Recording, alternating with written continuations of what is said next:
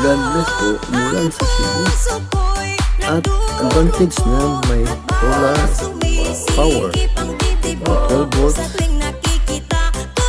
Lalo na 12 volts lang ang light mo.